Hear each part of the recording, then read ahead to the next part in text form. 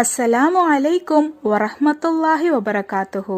Welcome to Tamil Islamic remedy. நம்மள பல பேருக்கும் இருக்கிற ஒரு வலி தான் கால் வலி.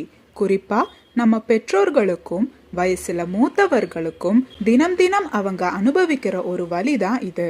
இதுக்காக பலரும் தைலம், ஆயில்மெண்ட்னு இன்னும் பல மருந்துகளையும் யூஸ் பண்ணுவாங்க. ஆனா இதெல்லாம் விட மிக சக்தி வாய்ந்த ஒண்ணுதான் துவா. நபி ஸல்லல்லாஹு அலைஹி வஸல்லம் அவர்கள் ஒரு சஹாபிக்கு கால்வலி நீங்க ஓதி கொடுத்த ஒரு துவாவை பத்தி தான் இன்ஷா அல்லாஹ் இன்னைக்கு நம்ம வீடியோல பார்க்க போறோம்.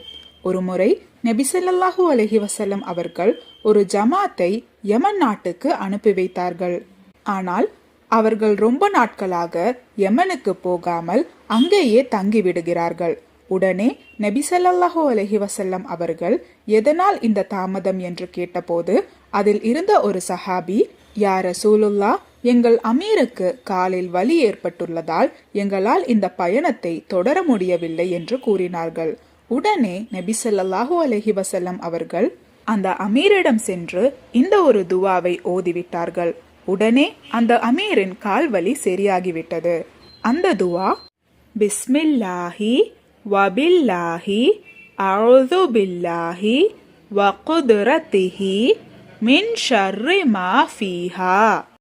பிஸ்மில்லாஹி வபில்லாஹி அஊது பில்லாஹி வகுதுரத்திஹி மின் ஷர்ரி மா ஃபீஹா.